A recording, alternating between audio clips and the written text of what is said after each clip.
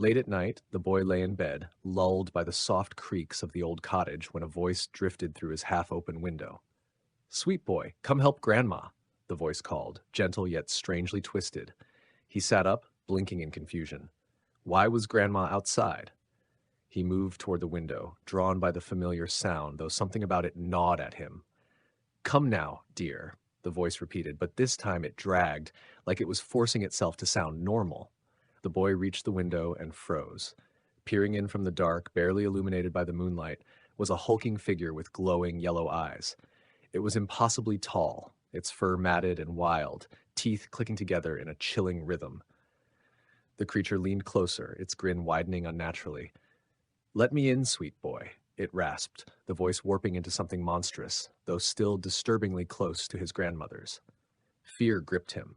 As the creature extended a clawed hand toward the window, the bedroom door burst open. His real grandmother rushed in, eyes wide with panic. "Get away from him," she shouted, grabbing the boy and yanking him back just as the creature's hand brushed the window frame. The monster let out a low, rumbling growl, retreating slightly but lingering just outside. The boy clung to his grandmother, but when he looked up at her, his blood ran cold. Her eyes, they were glowing too, the same sickly yellow as the creature outside. Her teeth began to click together, slowly, rhythmically. "Don't worry, sweetheart," she whispered, her voice distorting, growing more and more like the monster's. "You're safe with me." Her grip tightened painfully. The boy screamed and tore free from her hold, bolting out of the room.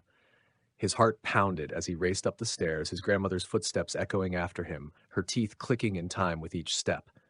He darted into a small hallway, trying to find a place to hide, when suddenly a hand shot out from under the stairs, yanking him into the darkness of the closet beneath. He opened his mouth to scream again, but another hand clamped over his mouth. "Shh, it's me," a soft voice whispered.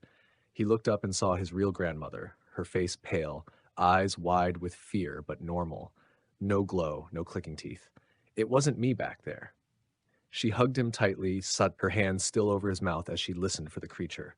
Outside, the distorted laughter of the mimic echoed through the cottage, deep and terrifying, shaking the very walls. The boy trembled, confused and terrified. His grandmother's hand shook as she whispered into his ear. "That thing, it mimics. It wants to take you, drag you away into the woods.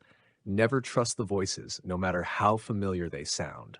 Her voice was firm, but the boy could feel her fear. The laughter outside grew louder, the sound of heavy footsteps creaking along the floor above them. "Stay quiet," she whispered. "It's still hunting." As the sound of the creature's deep, twisted laugh echoed through the cottage, the boy stayed pressed against his grandmother, knowing they were not alone, the monster still waiting, listening for any sign of life.